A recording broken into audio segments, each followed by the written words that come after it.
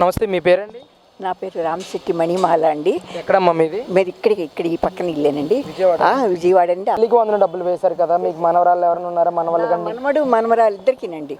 అంటే పాప already she studying 8th now. మా మనవడు వచ్చి ఇంటర్ ఫస్ట్ ఇయర్. ఆల్రెడీ ఆ బాబుకి ఇంటర్ వాళ్ళకి నెక్స్ట్ మంత్ వేస్తారని అన్నారు కదా. ఆల్రెడీ నా డాక్టర్ ఇన్లాకి వెస్టర్డే పడిందండి. అందరికీ పడ్డాయండి తల్లికి వందనం? పడ్డదండి, చాలా మంచిది. ఈయన మేము ఆల్రెడీ నేను ఈ పార్టీలో ఉన్నామండి. 20 years నుంచి మేము చేస్తున్నాం, వర్క్ చేస్తున్నామండి. అన్ని ఎలక్షన్స్కి చేసాను నేను నా కూతురు కూడా. ఇంకొక అమ్మాయి తన డ్యూటీకి వెళ్ళిపోయింది. ఇప్పుడు రాసి ఉండేదే సార్ గారు వస్తున్నారని తెలిస్తే. ఇప్పుడు నిన్న పడ్డాయి అంటే డబ్బులు ఒకటే అండి. ఇప్పుడు మాకు చాలా సంతోషంగా ఉంది. పిల్లలు పెద్ద కొద్దిగా ఆ క్లాసును బట్టి పెంచుతూ తల్లికి వందనం ఏంటి, సార్ గారు పెట్టిన మొత్తం 5 బెనిఫిట్స్ కూడా బాగా ఫాలో చేస్తున్నారండి. మాకు ఇది చాలా సంతోషంగా ఉంది. సార్ వస్తున్నట్టున్నారు సార్ గారు వాళ్ళు. ఏమన్నా ఎలా అనిపిస్తుందమ్మా అసలు చంద్రబాబు నాయుడు అధికారంలోకి వచ్చిన తర్వాత ఎలాంటి మార్పులు మీరు గమనించారు రాష్ట్రంలో? ఎలాంటి అంటే ఇప్పుడు ఆల్రెడీ వాళ్ళు చెప్పిన జరిగిపోయిన ప్రభుత్వం దానికంటే కూడా ఈరోజు బాగుందండి. ముందు అవన్నీ వద్దండి, ఎక్కడెక్కడియో వద్దు మాకు. ఇప్పుడు ఆల్రెడీ ఆయన అమరావతి డెవలప్ చేస్తున్నారు.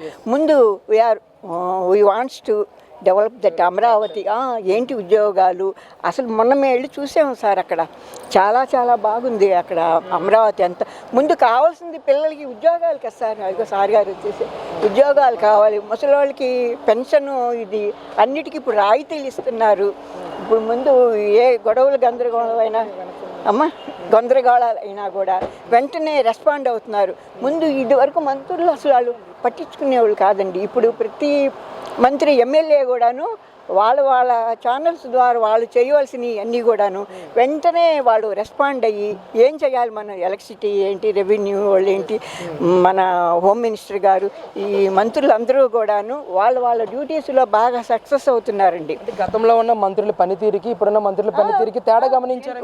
తేడా ఉంది సార్. ఇప్పుడు 2 రోజుల క్రితమే జరిగింది కదా. సీతారాం గారు స్పీకర్ గారు గాను, మళ్ళీ మన అప్పలరాజు గారు ఇప్పుడు ఆల్రెడీ చేస్తూనే ఉన్నారు కదండి. ఏయో కొన్ని లోటుపాట్లు ఉన్నాయంటే మన పార్టీ ప్రమేయం లేకుండా కొన్ని జరిగిపోతున్నాయి, వెంటనే సెట్ చేస్తున్నారండి మన వాళ్ళు. చూస్తారండి సీతారాం గారు ఇష్యూ గురించి మాట్లాడుతున్నారు. అసలు ఎలా చూస్తారు? చనిపోయిన వ్యక్తి పేరు మీద పెట్టించంటే వాళ్ళు వీళ్ళకి హెల్ప్ చేశారండి. అది ఎప్పుడో 80s లోను అని అన్నారు కదా, అది చేశారు. వాళ్ళు బయటికి రాదనుకున్నారు ఆయన ఒక స్పీకర్ అయ్యి ఉండి చూడండి ఎలా జరిగిందో. ఇప్పుడు ప్రస్తుతానికి ఎస్కేప్ అయిపోయారు, లేరు వాళ్ళు ఎవరు అంటండి. అంటే స్పీకర్ స్థానంలో ఉండి ఇలాంటి చర్యలు చేయడానికి అసలు ఎలా చూడొచ్చమ్మా? అసలు సభ్య సమాజం ఏం లేదు, తీసుకెళ్ళి వేసేయటమేనండి అందులో, అంతే. మరేమో కక్షపూరితంగా చంద్రబాబు నాయుడు ప్రభుత్వం వీళ్ళందరి మీద కక్షపూరితంగా వ్యవహరిస్తున్నారు. కక్షపూరితంగా ఎందుకు చేస్తారండి? అక్కడ కనిపిస్తుంది కదండి, కక్షపూరితం కాదు. ఇంకే లోపలికి వెళ్తే కొద్దికి ఇంకా కొన్ని ఇన్సిడెంట్లు జరుగుతాయని మనం అనకూడదు.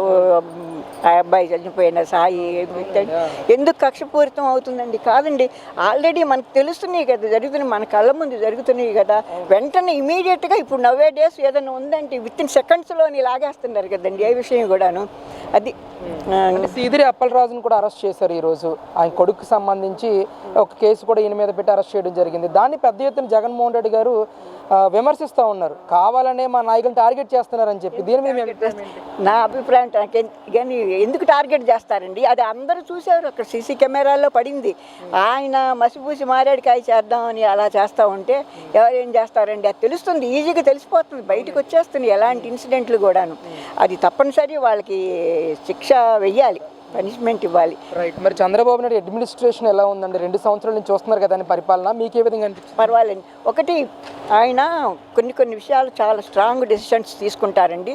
కొన్నిట్లో ఎక్స్క్యూజ్ చేస్తూ అంటే అలా అని తప్పు పని చేసిన దొంగలను వదిలేసి చేయరండి, అలాగా ఏమీ లేదు, చేస్తారు. ఆయన కొన్ని ఎవరు 100 వక్కలు లెక్క పెట్టినట్టుగా చేస్తారండి. ఆయన కొన్ని క్షమించి చివరిలో చేస్తారండి. అవి మనం సైలెంట్గా గమనించాలి. అది మరి ముఖ్యంగా అమ్మ, మీరు అమరావతి గురించి కూడా మాట్లాడారు. జగన్మోహన్ రెడ్డి గారేమో రేపు నేను గెలిస్తే ఖచ్చితంగా మావిగాన్ని ముందుకు తీసుకెళ్తానని చెప్పేసి. అదే మా అంటే ఏంటి మచిలీపట్నం అది అని చెప్పాడు కదా, వద్దండి. ఎందుకు ప్రతి ఒక్కళ్ళు కూడా ఆయన ఇదే ముందు మనకు కావాల్సింది డెవలప్మెంట్ కావాలండి. అది మన కళ్ళ ముందు కనిపిస్తున్నప్పుడు ఇంకొకళ్ళు ఎందుకు తప్పనిసరి ఆయనకే గుద్దు వాడేస్తారు. జగన్మోహన్ రెడ్డి గారికి కాదండి, మా బాబు గారికి. చంద్రబాబు నాయుడు గారు ఏం డెవలప్మెంట్ చేశారండి ఈ 2 సంవత్సరాల్లో? అసలు ఏం డెవలప్ చేశారు చెప్పండి. చేశారు అయ్యాన్ని ఇప్పుడు వద్దు, ఇంకా నన్ను అడగద్దు. ముందు అమరావతి సాక్షిభూతం, ఆ తర్వాత అన్ని ఫండ్స్ అన్ని లాక్కొస్తున్నారు అక్కడి నుంచి ఇక్కడికి చేస్తున్నారు కదండి. మీరు అట్ ఏ టైం వెంటనే నన్ను అడిగితే నేను చెప్పలేను. నేను అమరావతి ఖచ్చితంగా రూపురేఖలు మారుతుందంటారు. మారుతుంది, ఇక్కడ తలా దిక్కు వెళ్తున్నారు మంత్రులందరూ, అన్నీ చేస్తున్నారు కదండి, తీసుకొస్తున్నారు. అమ్మా మీరు చాలా పెద్ద వయసు, జగన్మోహన్ రెడ్డి గారు స్టేట్మెంట్ ఇచ్చారు, దాని మీద మీ అభిప్రాయం చెప్పండి. 2029 ఎలక్షన్లో మావిగన్కి సపోర్ట్ చేస్తే జగన్ కోటేస్తారు, అమరావతికి సపోర్ట్ చేస్తే చంద్రబాబు కోటేస్తారని చెప్పేసి ఒక స్టేట్మెంట్ ఇవ్వడం జరిగింది. దీని మీద మీ అభిప్రాయం ఏంటి అసలు? అంటే మంచి చేసేవాళ్ళకి మనం మంచిగా చేస్తాం, మనకి చెడు చేసి ఇది చేసేవాళ్ళకి మొత్తం అసలు మనకి అవకాశం లేకుండా, మన తరతరాల వాళ్ళకి అవకాశం లేకుండా ఏ విధంగా ఏమి చేయని వాళ్ళకి మనం ఎందుకు వేస్తామండి. ఇప్పుడు కొంచెం జనాలందరూ మార్పు గమనించారు, ఆలోచిస్తున్నారు, ప్రతి ఒక్కటి తెలుసండి. చదువు లేని వాళ్ళు కూడా ఆలోచిస్తున్నారు, అన్నీ తెలుసు ఏంటనేది. కాబట్టి మనకి మంచి చేసేవాళ్ళకి మనం ఓటేస్తాం. అంతే. అయితే చంద్రబాబు మంచి చేస్తున్నాడని అని అనుకుంటున్నా. మరి జగన్మోహన్ రెడ్డి గారేమో ప్రజల్లో ఆల్రెడీ చర్చ మొదలైపోయింది, జగన్ ఉంటే బాగుండేదని చర్చ మొదలైందని అంటున్నాడు. ఆయన వాళ్ళ పార్టీ వాళ్ళందరూ అనుకుంటుంటారులేండి, అది ఇంకా చర్చ ఉందిలేండి. ఆయన మీటింగులు పెడుతున్నారు కదా, వస్తున్నారు. ఆయన ఏదో వెనక లోపాయికారిగా వాళ్ళకి మేనేజ్ చేస్తున్నారు. పోయినసారి కూడా జరిగింది కదా, అదే ఏదేదో పెట్టి అదండి. అంటే మీరు అనుకున్నట్టుగా కాకుండా ఒకవేళ జగన్మోహన్ రెడ్డి గారి కనుక 2029లో సీఎం అయితే ఎలా ఉంటుందండి రాష్ట్ర పరిస్థితి? ఇప్పుడు మొన్న చూసాం కదండి, అప్పుడులాగే రావణ కాస్ట్ అయిపోతుంది, ఎక్కడెక్కడ సర్వనాశనం అయిపోతుంది, ఏమీ లేదండి, బూడిద అవుతుంది. వద్దండి, అసలు అది మనం కోరుకోకూడదు. ఏం చెప్తారు అసలు ఆంధ్ర రాష్ట్ర ప్రజలకి మీ తరపున, మీ వయసు రీత్యా మన రాష్ట్రం బాగుపడాలని అంటే మీరు ఇచ్చే సలహా ఏంటి? చెప్పేది ఏంటంటేనండి, చంద్రబాబు నాయుడు గారు ఆయన మంత్రివర్గం అందరూ చాలా బాగా కష్టపడి చేస్తున్నారండి. తలా దిక్కు వెళ్తున్నారు, అన్నీ తీసుకొస్తున్నారు, డబ్బులు పెట్టుబడులు పెడుతున్నారు, చదువులే నిరుద్యోగులకు ఉద్యోగాలు వచ్చే అవకాశం డెవలప్ చేస్తున్నారు. ఇప్పుడు మనకి ఆంధ్రప్రదేశ్ రాష్ట్రాన్ని మన డెవలప్ చేస్తున్నారు. మనకి ఏముందండి ఇప్పుడు, మనకి రాజధాని ఏం లేదు కదా, చేస్తున్నారు. కాబట్టి మంచి కోరుకొని మన పిల్లలు తదనంతరం వాళ్ళకి ఉద్యోగాలు కావాలి, మనం బాగుండాలి, అందరూ కష్టపడాలి, బ్రతకాలి అనుకునేవాళ్ళు తప్పనిసరి చంద్రబాబు నాయుడు గారికి వేయాలండి. నేను ఆఖరిగా ఒకే ఒక ప్రశ్న, విద్యాశాఖ మంత్రి, ఐటీ శాఖ మంత్రిగా నారా లోకేష్ పనిచేస్తూ ఉన్నాడు, అసలు ఆయన పనితీరు ఎలా ఉంది, మీకు నచ్చిందండి. అంటే 2-3 ఏళ్ల క్రితం అప్పుడుసారి కొంచెం ఏదేదో ఆయన మీద కామెంట్స్ చేశారు, కానీ ఇప్పుడు చాలా లోకేష్ బాబు చాకులాగా తయారయ్యాడు. ఆయన చాలా బాగా చేస్తున్నాడండి. This is my opinion.